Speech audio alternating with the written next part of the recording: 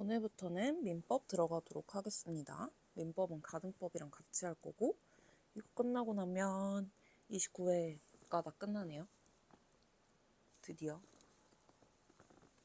자, 다음 설명 중 가장 옳지 않은 것은 경계계약은 신채권을 성립시키고 구채권을 소멸시키는 처분행위로서 신채권이 성립되면 그 효과는 완결되고 경계계약 자체의 이행의 문제는 발생할 여지가 없으므로 경계에 의해서 성립된 신채무의 불이행을 이유로 경계계약을 해지할 수는 없다.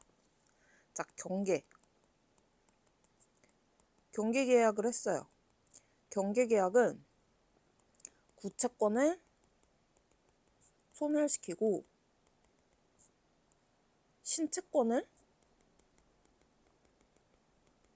성립시키는 행위예요. 두 개가 다른 거죠. 그래서 신채권이 성립을 하면 효과가 이걸로 끝난다는 거예요. 경계계약 자체의 이행의 문제는 발생할 여지는 없으므로 계약 자체는 이제 끝났잖아요. 이행의 문제는 발생할 여지가 없으므로 경계에 의해서 성립된 신채무의 불이행을 이유로 경계계약을 해지할 수는 없다. 경계계약 자체는 어쨌든 이거잖아요. 신채권을 이행을 하든 이행을 안 하든 이건 그 다음 문제란 말이에요. 경계계약은 그냥 이거 자체를 얘기를 하는 거라 만약 이게 이행이 안 됐다고 야 경계계약 해제라고 얘기할 수는 없다는 거죠. 그 다음 기존의 채권이 제3자에게 이전된 경우 이를 채권의 양도로 볼 것인가 경계로 볼 것인가는 1차적으로 당사자의 의사에 의해 결정되고 당사자의 의사가 명백하지 아니할 때는 일반적으로 채권의 양도로 볼 것이다. 자, 기존 채권이 제3자한테 넘어갔어요. 그럼 이거를 양도로 볼 것이냐 아니면 경계로 볼 것이냐. 양도면은 그냥 얘의 권리가 얘한테로 넘어간 거고 경계면 그냥 다시 이 원래의 권리가 소멸하고 여기서 다시 체결되는 거겠죠. 1차적으로 당사자의 의사에 의해서 결정이 되는데 만약에 얘네가 정확하게 뭘 염두에 두고 했는지 몰라. 그렇다면 양도로 보겠다는 거죠. 자, 기존 채무와 관련하여 새로운 약정을 체결한 경우 그러한 약정이 경계에 해당하는 것인지 아니면 단순히 기존 채무의 변제기나 변제 방법 등을 변경한 것인지는 당사자의 의사에 의해서 결정되고 당사자의 의사가 명백하지 아니할 때는 의사 해석의 문제로 귀착되는 것으로서 이러한 당사자의 의사를 해석함에 있어서 새로운 약정이 이루어지게 된 동기, 경위, 약정에 의해서 달성하려고 하는 목적, 진정한 의사 등을 종합적으로 고찰하여 사회 정의와 형평의 이념에 맞도록 논리와 경험의 법칙, 사회 일반의 상식과 거래의 통념에 따라 합리적으로 해석하여야 한다. 뭐 합리적으로 해석하여야 한다. 이건 대부분 맞는 말이라고 했죠. 그리고 이것도 이렇게 어려운 선지는 아니에요. 패스. 채무자가 부담한 구채무의 일부가 이자제한법 위반으로 무효라고 하더라도 경계계약을 체결한 경우 그 부분에 관하여 효력이 발생하지 않는다고 할 수 없다. 자, 채무자가 채권자하고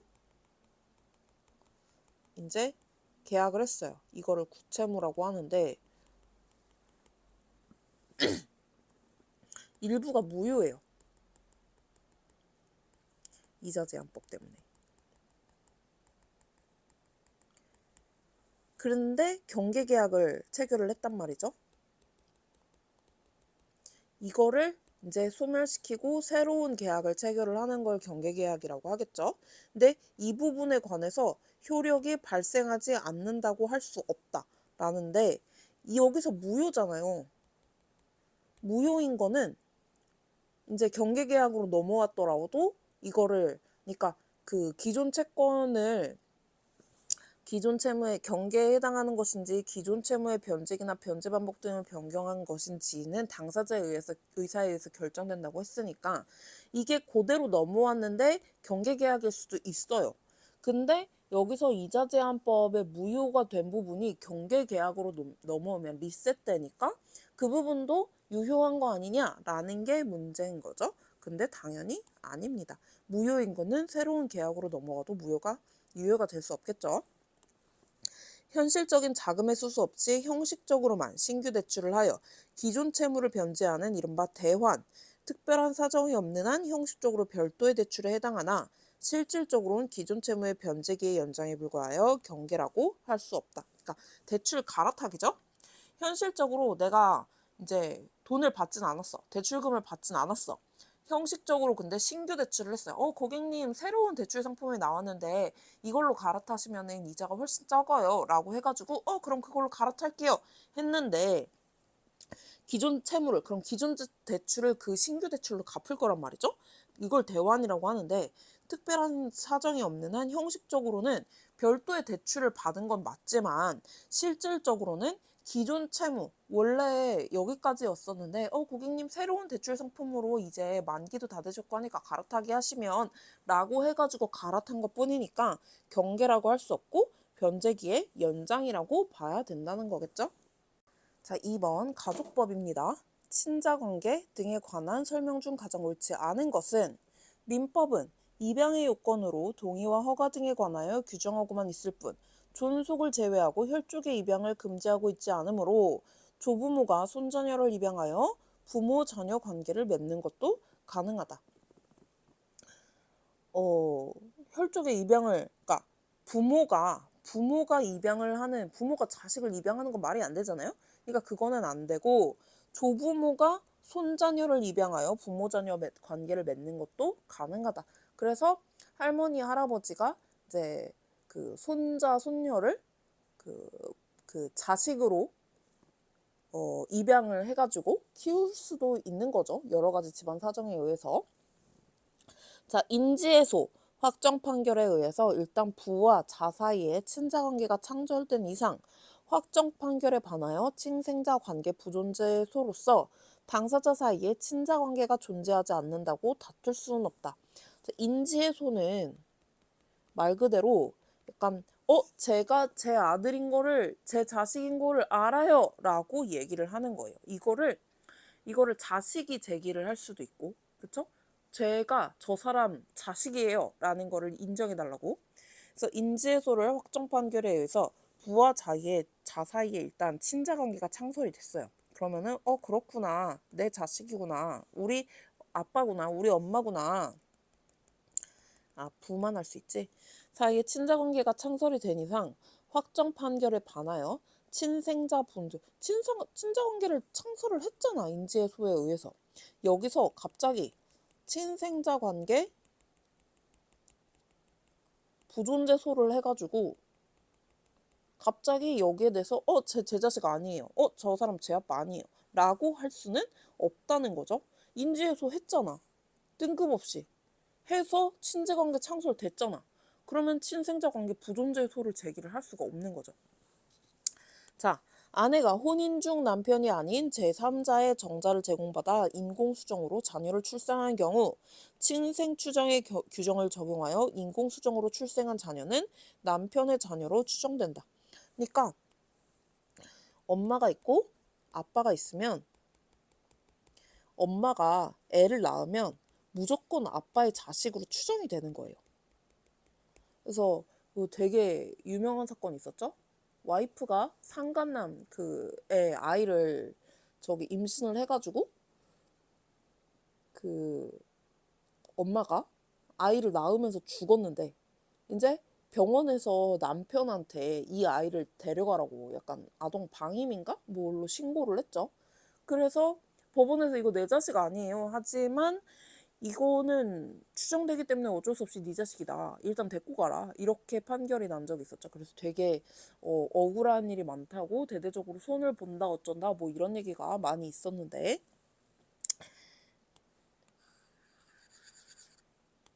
자, 인지청구권은 본인의 일신 전속적인 신분관계상의 권리로서 포기할 수 없고 포기하더라도 효력이 발생할 수 없으며 이와 같이 인지청구권 포기가 허용되지 않는 이상 실효의 법리가 적용될 여지도 없다. 인지청구권이라는 건 저 사람이 저희 아빠라는 걸 확인해 주세요 라는 게 인지청구권이잖아. 근데 신분관계상의 권리로서 이건 포기를 할 수가 없는 거예요. 그러니까 뭐 저 사람이 우리 아빠라는 걸 평생 나는 청구하지 않고 살겠습니다. 이런 각서도 당연히 포기도 할 수 없는 거고, 포기하였더라도 그 포기에 효력이 없어요. 그래서 시료도 당연히 적용되잖아요. 왜냐하면 우리 아빠가 언제 저 사람이 우리 아빠인지 언제 알았을지 어떻게 알아? 그쵸?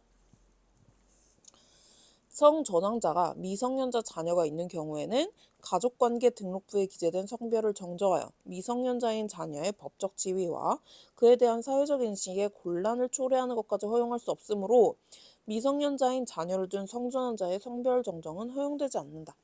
이게 옛날에는 이런 비슷한 규정이 있었대요. 뭐 부모의 허락을 받아야 된다, 뭐 이런 규정. 근데 이런 게 이제 개인의 자유 때문에 싹 다 폐지가 되고 미성년 자녀가 있다고 해가지고 저게 될 순 없죠. 다만학에서 구하소서라는 영화 보셨나요? 여기서 박정민 배우가 지금 출판사 대표하시고 있죠. 박정민 배우가 그 태국에 넘어가서 그 트랜스젠더? 그러니까 그거 뭐라 그러지? 수술은 안 받았는데 어쨌든 외형적으로는 여자로 꾸미고 다니는 그런 사람으로 나오는데 한국에 딸아이가 있는 걸로 나와요. 연기 진짜 잘했었는데 그걸로 무슨 상 받았던 걸로 알고 있는데 재밌는데 잔인해요. 한번 보실 분들 보세요. 자, 점유에 관한 설명 중 옳지 않은 것은 특별한 사정이 없는 한 소유의 의사 유무는 점유 개시 시를 기준으로 판단하며 나중에 매도자에게 처분권이 없었다는 등의 사유로 매매가 무효인 것이 밝혀지더라도 원칙적으로 점유의 성질은 변하지 않는다. 그래서 내가 뭔가를 점유를 하고 있어요. 땅을 점유를 하고 있어요. 점유를 내가 소유의 의사로 하고 있었다. 언제부터 소유의 의사로 점유를 하고 있었니? 당연히 점유시부터지 라고 보통 기준으로 판단을 한다는 거죠. 나중에 얘한테 매도자가 얘한테 이제 넘겼을 거 아니에요. 근데 처분권이 없었어. 이걸 밝혀지더라도 그래서 이 매매 자체가 무효야. 이게 밝혀지더라도 원칙적으로 얘가 점유의 의사로 이거를 소유의 의사로 점유를 하고 있었다는 사실 자체는 바뀌지 않는다는 거죠.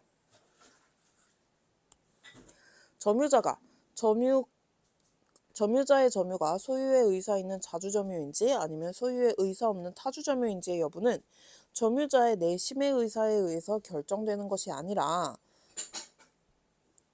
점유의 취득의 원인이 된 권한이나 성질이나 점유와 관계 있는 모든 사정에 의해서 외형적, 객관적으로 결정된다. 자, 소유의 의사가 있는 자주점유인지 소유의 의사가 없는 타주점유인지 이거는 점유자가 나는 소유의 의사였어. 나는 소유의 의사가 없어. 이런 내심의 의사에 의해서 결정되는 게 아니고 취득의 원인이 된 권한이나 성질, 점유와 관계 이런 걸 다 따져봐야 된다는 거죠. 그냥 저는 제 거라고 생각하고 계속 점유했단 말이에요 라는 걸로 자주점유가 되진 않아요. 점유란 물건이 사회 통념상 그 사람의 사실적 지배에 속한다고 보이는 객관적 관계에 있는 것을 말하고 사실상의 지배가 있다고 하기 위해서는 반드시 물건을 물리적 현실적으로 지배하는 것만을 의미하는 것이 아니고 물건과 사람과의 시간적 공간적 관계와 분권관계, 타인 지배의 배제 가능성 등을 고려하여 사회관념에 따라 함목적적으로 판단하여야 한다. 너무 당연한 소리죠? 점유자가 스스로 매매 또는 증여와 같이 자주점유의 권한을 주장하였으나 이 건이 인정되지 않는 경우 점유 권한의 성질상 타주점유라고 볼 수 있다. 이건 약간 1번이랑 연결되는 것 같은데 점유자가 스스로 이제 저는 매매로 혹은 증여로 이거 받았어요. 그래서 자주점유를 하고 있어요. 소유의사로 자주점유를 하고 있어요. 라고 권한을 주장을 했어요. 근데 이게 무효란 말이에요. 만약에 인정되지 않았어요. 그러면은 자주점유가 점유 권한의 성질상 타주점유로 전환되냐는 거죠. 근데 이건 이렇지 않다는 거죠. 왜냐하면 어쨌든 나는 매매나 증여가 있었다는 거 확신하고 소유의 의사로 이거를 점유를 하고 있었으니까. 선대의 점유가 타주점유인 경우 선대로부터 상속에 의하여 점유를 승계한 자의 점유도 특단의 사정이 없는 한 자주점유로는 될 수 없고 점유가 자주 점유가 되기 위해서는 점유자가 소유자에 대해서 소유의 의사가 있는 것을 표시하거나 새로운 권한에 의해서 다시 소유의 의사로서 점유를 시작하여야 한다. 자, 우리 할아버지가 그 땅에서 집을 짓고 살고 있었어요. 그리고 이거를 나한테 물려줬어. 왜 아버지가 아니고 내가 됐어? 할아버지가 됐을까? 어쨌든 내가 이걸 가졌어요.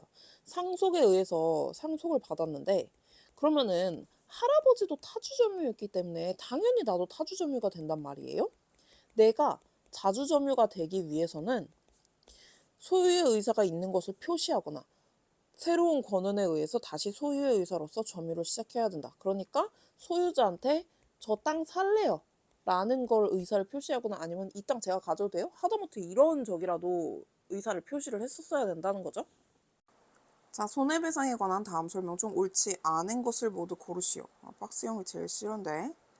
자, 손해배상액의 예정과 위약벌은 그 기능이 유사하므로 약정의 형식이나 해석 결과에 따라 감액 여부를 달리 취급할 것이 아니라 위약벌도 손해배상액의 예정과 함께 위약금의 일종으로서 손해배상액 예정에 관한 민법 398조 2항을 유치하여 감액할 수 있다고 해석하는 것이 공평행관념에 부합한다.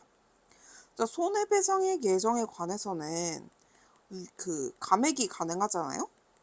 그 공서양속에 반하거나 뭐 이런 어쩌고저쩌고 뭐 이런 뭐 여러 가지 이유에 의해서 감액이 가능한데 근데 위약벌은 말 그대로 벌이에요.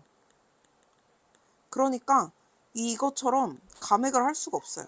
얘도 뭐 공서양속에 반하고 뭐 신의칙에 반하고 뭐 이러면은 감액할 수 있긴 한데 어쨌든 위약벌은 감액할 수 없다고 보는 게 공평일관념에 부합한다는 거죠. 자, 금전채무 불이행에 관한 특칙을 규정한 민법 397조는 이행지체가 있으면 지연이자 부분만큼의 손해가 있는 것으로 의지하려는 데에 취지가 있는 것이므로 지연이자를 청구하는 채권자는 그만큼의 손해가 있었다는 것을 주장 및 증명할 필요가 없다. 자, 일단 기억 틀렸고 이거 진짜 짜증나는 게 봤거든요? 맞는데 이거 하나 틀렸어. 주장은 해야 돼요. 손해가 있었어. 손해가 있었어 라는 건 주장을 해야 돼요. 근데 증명까지 할 필요는 없다는 거예요. 그래서 진짜 그냥 까딱하면 그냥 날아가는 선지죠. 치사해. 계약 당시 당사자 사이에 손해배상액을 예정하는 내용의 약정이 있는 경우 계약상의 채무불이행으로 인한 손해에 관한 것이고 계약과 관련된 불법행위상의 손해까지 예정한 것이라고 볼 수는 없다. 자, 계약을 하는데 손해배상액을 예정을 해놨어요. 이거는 당연히 채권자든 채무자든 어쨌든 간에 계약을 이행을 할 때 뭔가 채무를 불이행해가지고 손해가 생길 때 그거를 손해를 저기를 해달라고 얘기를 하는 거지 불법행위까지 우리가 상정하진 않잖아요. 그러니까 불법행위로 인한 손해까지 예정한 것이라고 당연히 볼 순 없죠. 뭐 불법행위 해놓고 야 손해배상액 예정했으니까 내가 그걸로 줄게 들키면 이거 들키면 그냥 손해배상액 주고 아니면은 말고 이러면 안 되니까 맞는 거고. 채무 불이행자 또는 불법행위자는 특별한 사정의 존재를 알았거나 알 수 있었으면 특별 사정으로 인한 손해를 배상하여야 할 의무가 있는 것이고 그러한 특별한 사정에 의하여 발생할 손해의 액수까지 알았거나 알 수 있었어야 하는 것은 아니다. 채무 불이행자나 불법행위자가 특별한 사정이 존재를 알았거나 알 수 있었으면 특별 사정으로 인한 손해를 당연히 배상을 해야죠. 채무이행자나 불법행위자가 특별한 사정이 있구나 라는 걸 알 수 있었다면 이거에 대해서까지 배상할 의무가 있어요. 그런 특별한 사정에 의해서 얼마를 손해를 봤을 거야까지는 알 필요가 없다는 거죠. 그냥 사정이 있었구나 라는 것까지만 알면 돼요. 자, 도급인이 분양한 아파트의 하자와 관련하여 구분 소유자들로부터 손해배상 청구를 당하여 하자에 대한 손해배상금 및 이에 대한 지연 손해금을 지급한 경우 그 지연 손해금은 수급인의 도급계약상의 채무불이행과 상당 인과관계가 있는 손해라고 볼 수 있으므로 도급인으로서는 수급인 상대로 위하자에 대한 손해배상 및 이에 대한 지연 손해금의 지급을 청구할 수 있다. 자, 도급인이 있고 수급인이 있을 거 아니에요? 그리고 도급인이 아파트 분양을 했는데 여기에 하자가 있어가지고 손해배상 청구를 당한 거예요. 그런데 이 하자에 대해서 그래서 돈을 줬어요. 그 지연 손해금은 얘하고 체결한 계약의 채무불이행과 인과관계가 있냐는 거죠. 이거하고 이거하고. 근데 이거는 상당 인과관계가 있는 손해라고 볼 수 없다는 거예요. 그래서 이거는 이거대로 주고 도급인은 도급인대로 수급인을 상대로 그 원래 그 수급한 그 도급한 건물에 대해서 원 손해에 대해서 배상금이랑 지연 손해금을 청구할 수 있는 거지 두 개가 결연 관계가 있지는 않다는 말입니다. 그래서 기억 미음. 자, 5번 임대차에 관한 설명 중 옳지 않은 것은 상가건물 임대차 보호법이 적용되는 상가건물에 해당하는지는 공부상 표시가 아닌 현황 용도 등에 비추어 영업용으로 사용하느냐에 따라 실질적으로 판단하여야 하고 단순히 상품의 보관, 제조, 가공 등 사실행위만 이루어지는 공장, 창고 등은 영업용으로 사용하는 경우라고 할 수 없죠. 임대차 보호법상 얘는 상가 건물이에요. 했는데 영업용이에요? 했는데 사실 영업을 안 하고 있어. 그러면은 그 영업용으로 사용하는 경우라고 당연히 말할 수 없겠죠? 건물 내구 현안 등에 따른 철거, 재건축의 필요성이 객관적으로 인정되지 않거나 계획 단계가 구체화되지 않았음에도 임대인이 신규 임차인이 되려는 사람에게 짧은 임대 가능 기간만 확정적으로 제시 고수하는 경우 또는 임대인이 신규 임차인이 되려는 사람에게 고지한 내용과 모순되는 정황이 드러나는 등의 특별한 사정이 없는 한 임대인이 신규 임차인이 되려는 사람과 임대차 개혁을 위한 협의 과정에서 철거 재건축 계획 및 그 시점을 고지하였다는 상황만으로 상가건물 임대차 보호법 권리금 회수 방해 행위에 해당한다고 볼 수 없다. 자, 그니까 결국에는 재건축이죠? 재건축의 필요성이 객관적으로 인정되지 않거나 계획 단계가 구체화되지 않았는데도 임대인이 임차인에게 짧은 임대 기간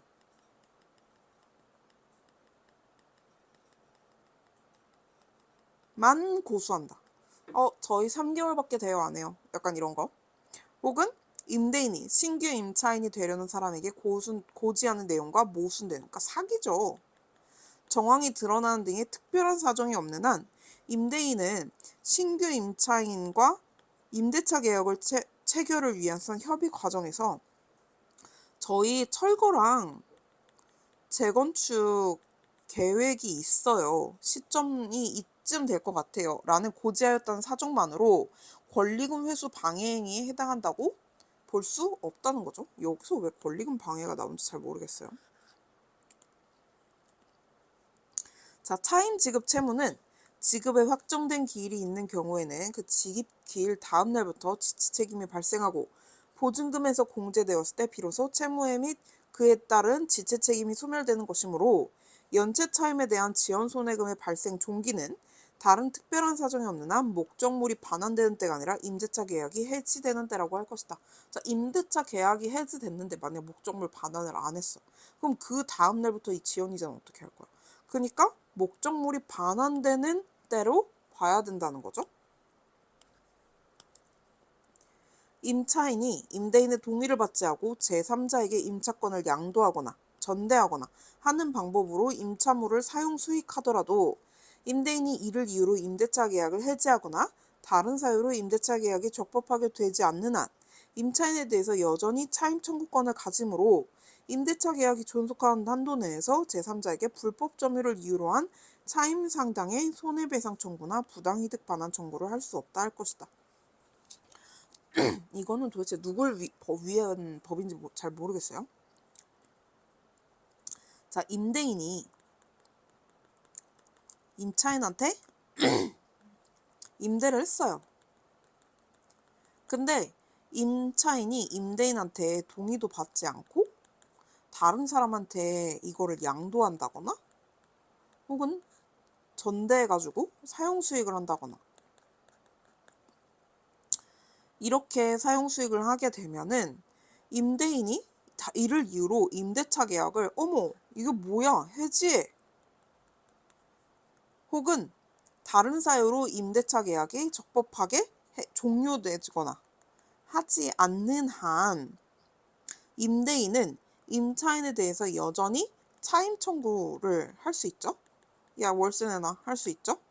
임대차 계약이 존속하는 한도 내에서 제3자에게 불법 점유를 이유로 한 차임 상당에 그러니까 임차인한테 차임을 청구를 해야지 얘네들 제3자한테 차임 상당 손해배상 청구나 부당이득 반환 청구를 할 수 없다는 거죠. 상가 건물의 임대차 이해관계에 있는 자는 관할 세무서장에게 해당 상가 건물의 확정일자 부여일, 차임 및 보증금 등 정보의 제공을 요청할 수 있고 요청을 받은 관할 세무서장은 정당한 사유 없이 이를 거부할 수 없다.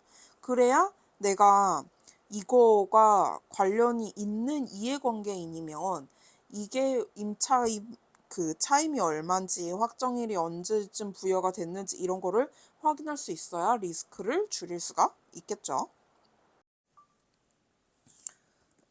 자, 6번. 옳지 않은 것은 일반적으로 약혼은 특별한 형식을 거칠 필요 없이 장차 혼인을 체결하려는 당사자 사이에 합의가 있으면 성립한다. 그쵸? 약혼은 말 그대로 결혼을 약속하는 건데 뭐 어디 가가지고 서류 작성하고 이럴 필요는 없단 말이죠. 약혼을 하는 당사자 일방은 자신의 학력, 경력, 직업 같은 혼인 의사를 결정하는 데 있어 중요한 영향을 미치는 사항에 관하여 상대방에게 사실대로 고지할 신의 성실상 원칙상 의무가 있다. 당연하죠. 학력, 경력, 직업 뭐 이런 거 당연히 속이면 안 되죠. 사기 결혼이에요, 사기 결혼.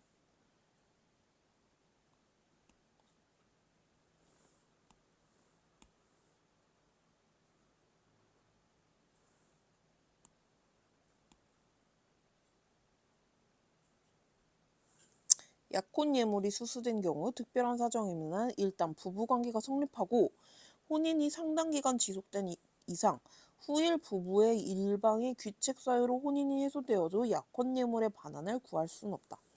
자, 결혼 반지로 다이아를 받았어요. 그러면 특별한 사정이 없는 한 일단 부부관계가 성립이 됐어요. 혼인이 상당 기간 지속이 됐어요. 후일 뭐 제가 와이프 그 결혼 반지 다이아 반지 받은 사람이 바람을 폈든 남편이 바람을 폈든 어쨌든 혼인이 해소됐어요. 그러면은 야 우리 결혼 끝났으니까 다이아 반지 내놔 할 수 있다 없다? 없다. 이런 판례가 있다는 건 누군가 진짜로 내놓으라고 소송을 걸었다는 거겠죠? 진짜 짜친다. 약혼의 해제에 관하여 과실이 있는 유책자는 상대방에게 자신이 제공한 약혼 예물의 반환을 구할 수는 없다. 이것도 과실이 있는 유책자는 당연히 상대방한테 이게 무슨 진짜 적반하장이죠. 자신이 제공한 약혼 예물의 반환을 구할 수 없겠죠. 손해배상을 해줘도 모자랄 판에. 자, 사실혼 관계가 단기간에 해소된 경우 혼인 생활에 사용하기 위하여 부부 일방이 자신의 비용으로 구입한 가재도구 등을 상대방이 점유하고 있다면 상대방에 대해서 그 구입 비용 상당에게 손해배상을 청구할 수 있다. 이게 안 됩니다. 자, 그러니까 사실혼 관계였어요. 그러니까 혼인신고를 안 한 거죠. 그리고 되게 일찍 헤어졌어요. 이혼을 했어요. 그리고 혼인 생활을 사용하기 위해서 부부 일방이 자신의 비용으로 구입한 뭐 혼수겠죠? 사실? 그리고 이게 뭐 보통은 아내가 혼수를 하니까 부부 일방이 자신의 비용으로 구입한 가재도구 등을 상대방이 점유하고 있다면 와이프가 집을 나갔나 봐요. 가출을 했어. 그럼 남편이 이 가재도구를 다 가지고 있을 거 아니에요? 그리고 와이프가 너 그거 돈으로 내놔 라고 손배청을 할 수 있느냐인데 이게 사실 점유하고 있는 가구를 그대로 갖고 가면 되니까 손배청을 할 수가 없대요. 돈으로 환산해가지고 내놔라 할 수가 없다는 말이죠. 뭐 요즘은 워낙에 집값이 비싸고 막 이러다 보니까 집을 남자가 다 하고 여자가 가구를 다 하고 뭐 이렇다기보다는 그냥 그 저기 되는 대로 하는 것 같긴 한데 좀 짜증날 것 같긴 해요. 일단은 가출은 하면 안 되는 것 같아요. 자, 사찰, 절이죠. 사찰에 관한 다음 설명 중 옳지 않은 것은, 이거 이때 사찰 문제가 독립 문제로 나왔다고 막 말이 여기저기 있었던 걸로 제가 공부 시작한 지 얼마 안 됐을 때라 기억합니다. 법인격 없는 사단이나 재단으로서 권리 의무의 주체가 되는 독립한 사찰은 독자적으로 존속할 수도 있지만 종교적 이념이나 교리 또는 종교적 이해관계를 같이 하는 사람과 단체로 구성된 상위 종단에 소속되어 존속하기도 하는데, 종단 소속 관계는 사법상 계약의 영역으로서 사찰이 특정 종단에 소속하려면 이에 관한 사찰과 특정 종단 사이의 합의가 전제되어야 한다. 자, 절이 어쨌든 간에 혼자서 독자적으로 존속을 할 수도 있는데 위에 무슨 파 뭐 이런 거 있잖아요. 혹은 무슨 뭐 절은 잘 모르는데 어쨌든 종교재단 같은 게 있을 수 있잖아요. 약간 무슨 파 그거 뭐죠? 시아파랑 순위파밖에 생각이 안 나는데 시아파랑 순위파는 전쟁하고 있는 애들이라 안 되고 우리나라에 들어온 저기 뭐지? 원불교 또 뭐 있지? 불교에 어쨌든 종파가 있잖아요. 어쨌든 종파가 있는데 종파에 저희가 되려면 종파가 아니더라도 어쨌든 종파 내에 무언가 있을 수가 있잖아요. 저는 잘 몰라요. 어쨌든 종교적 이해관계를 같이 하는 사람과 단체로 구성된 상위 종단에 소속이 될 수도 있잖아요. 사찰의 종단 관계의 소속은 이 소속은 어쨌든 사법상 계약이란 말이죠. 사법상. 그래서 사찰이 특정 종단에 소속하려면 이에 관해서 이 사찰하고 종단 사이에 합의가 전제돼야 된다는 거죠. 뭐 누가 뭐라고 해도 어쨌든 합의 안 하면 끝이다 라는 거예요. 사법상 계약. 개인 사찰로 관리 운영되어 오던 사찰이 종단 소속 후 사찰로 등록되어 종단으로부터 주지 임명을 받은 후 관청에 종단 소속으로 사찰 등록 및 주지 등록을 하고 사찰 부지에 관하여 사찰 명의로 소유권 이전 등기를 격려한 경우 특별한 사정이 없는 한 그 사찰은 종단 소속 불교단체 대신은 법인 아닌 사단 또는 재단으로서의 실체를 갖춘 독립된 사찰로 보아야 한다. 개인 사찰로 이제 절이 운영되고 있었어요. 근데 종단에 지금 등록이 됐어요. 종단 소속이 됐으면은 이제 종단으로부터 주지 임명을 받았단 말이에요. 주지 스님 얘기하는 거겠죠? 관할 관청의 종단 소속으로 주지 등록도 하고 사찰 등록도 했어요. 사찰 부지에 관하여, 그럼 땅에 관하여 사찰 명의로 소유권 이전 등기를 격려를 했어요. 특별한 사정이 없는 한 사찰은 종단 소속 불교단체 내지는 법인 아닌 사단 또는 재단으로서 실체를 갖춘 독립된 사찰로 보아야 한다.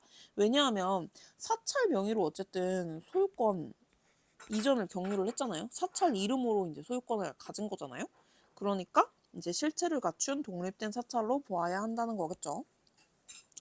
개인 사찰에 있어서 창건주에 의하여 건립되었던 사찰 건물이 그와 무관하게 멸실된 후 동일 용도의 사찰 건물을 새로 건립하거나 산신각 등 추가적인 사찰 건물이 필요하게 되어 이를 건립한 경우 창건주가 직접 그 건물들을 건립하지 아니하고 창건주에 의하여 임명된 주지가 주도하여 신도들의 시주를 주된 재원으로 하여 이를 건립하였다면 특별한 사정이 없는 한 위와 같이 추가로 건립된 사찰 건물은 창건주가 아닌 주지와 신도들의 소유로 귀속된다. 자, 사찰을 건립을 했어요. 근데 여기에 건물이 하나 더 필요해요. 그래서 건물을 하나 더 짓는데 이거를 그 창건주가 이거에 돈을 낸 게 아니고 시주 같은 걸로 돈을 받아가지고 이거를 건립을 했단 말이에요. 그리고 이거를 주도한 거는 창건주가 임명한 주지스님이에요. 주도하여 주된 재원으로 해서 이를 건립을 했어요. 그러면 이 건물은 누구 소유냐 이러는데 주지와 신도들의 소유로 귀속되느냐라는 건데 아니라는 거죠. 창건주 거라는 거예요. 결국에는 회사에서 아무리 누가 열심히 일을 한다고 해도 이거 내 거예요 할 수 없잖아요. 그거 회사 명의로 되는 거잖아요. 그러니까 이것도 똑같이 본다고 하면 될 것 같아요. 사찰이 특정 종단과 종단 소속에 관한 합의를 하게 되면 그때부터 그 종단 소속 사찰이 되어 종단의 종헌이나 종법을 사찰의 자치법규로 삼아 따라야 하고 주지 임면권도 종단에 귀속되는 등 사찰 자체의 지위나 권한에 중대한 변화를 가져오게 되므로 어느 사찰이 특정 종단에 가입하거나 소속 종단을 변경하기 위해서는 자체의 자율적인 의사결정이 기본적인 전제가 되어야 한다. 자, 사찰이 어쨌든 특정 종단에 소속 합의를 하게 된다면 이 사찰은 어쨌든 특정 종단에 소속이 돼가지고 종헌이나 종법을 따라야 되잖아요.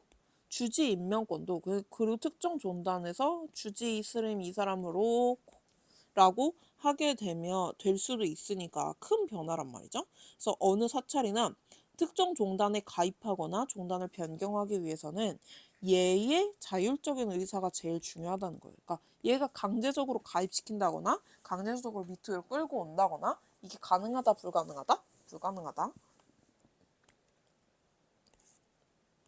자, 사찰이 소속 종단의 종언에 따르지 아니하고 신도와 승려가 결합하여 소속 종단을 탈종하였다 하더라도 이는 신도와 승려 개인이 소속 종단에서 탈퇴하게 되는 데 그치는 것일 뿐 그로써 이미 독립한 권리 의무의 귀속 주체로 성립한 사찰 전체의 종단 소속이 변경되는 것이 아니고 사찰이 일단 성립한 이상 그 자체의 분열도 인정되지 않는다. 이건 교회나 사찰이나 비슷한 것 같은데 소속 종단을 종언에 따르지 않고 신도하고 승려가 결합을 했어요. 탈주를 했어요. 근데 이거는 그냥 그 개인이 탈종을 하는 거지. 그로써 이미 독립한 권리 의무의 귀속 주체로 성립된 사찰 자체가 종단 소속이 변경되거나 사찰이 분열되거나 하는 건 아니라는 거죠. 그냥 누가 탈주했다 그러면은 걔네의 일로 끝나는 거예요. 사찰에는 별 변화가 없어요. 자, 다음 설명 중 옳지 않은 것은 자, 동일인 명의로 보존 등기가 중복된 경우 후등기가 무효이다. 그쵸? 동일인 명의 이거는 부등법에도 자주 나오는 거고 부등법 심지어 2차에도 나옵니다.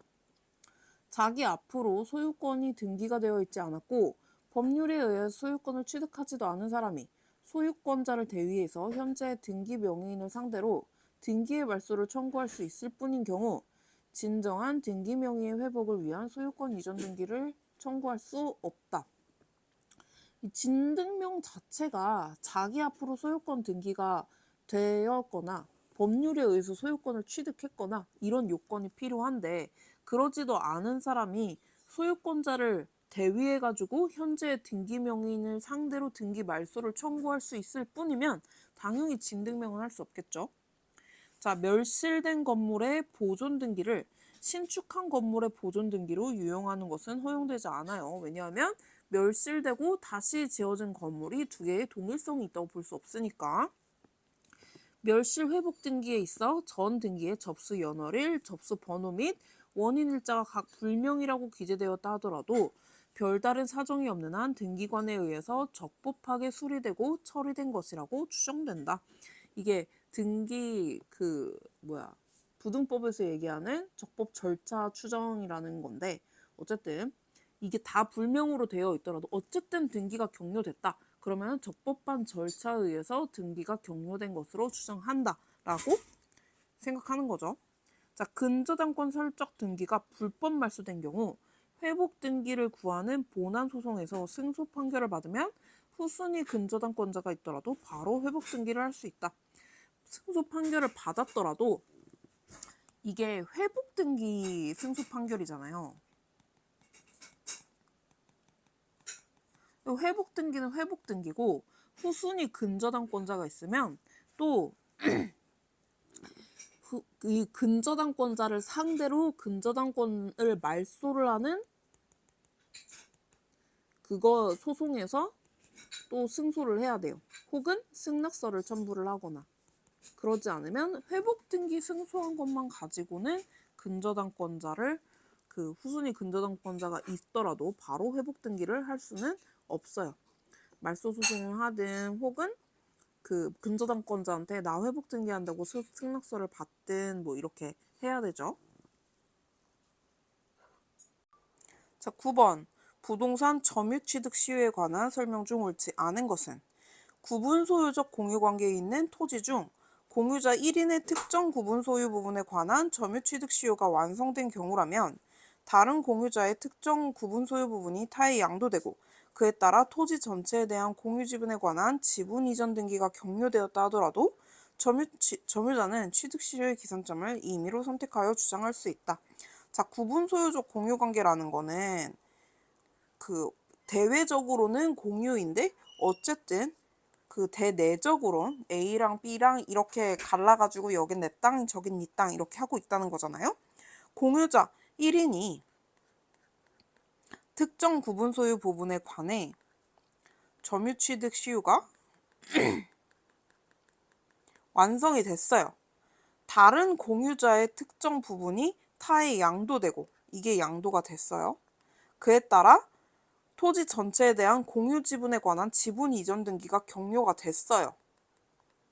그러면은 점유자는 취득 시효의 기산점을 임의로 선택하여 주장할 수 없죠. 왜냐하면 얘가 한 필지로 어쨌든 공유, 대외적으로는 공유 관계고 지금 이 소유자뿐만이 아니라 공유자 1인의 공유자 1인이 변동이 되었기 때문에 이 부분에 대해서는 취득 시효의 기산점을 임의로 선택해서 주장할 수가 없겠죠. 시효 완성 당시 소유권 보정 등기 또는 이전 등기가 무효라면 원칙적으로 그 등기 명의인은 시효 취득을 원인으로 한 소유권 이전 등기 청구의 상대방이 될 수 없고 이 경우 시효 취득자는 소유자를 대위하여 위 무효 등기의 말소를 구하고 다시 위 소유자를 상대로 취득 시효 완성을 이유로 한 소유권 이전 등기를 구하여야 한다. 자, 시효가 완성됐어요. 소유권 보존 등기, 이전 등기가 무효라면 보존이나 이전 등기가 무효라면 원칙적으로 등기 명의인은 시효 취득을 원인으로 한 소유권 이전 청구권의 상대방이 될 수 없고 이 무효인 명의인 있잖아요. 얘는 시효 저기에 그 청구의 상대방이 될 수 없어요.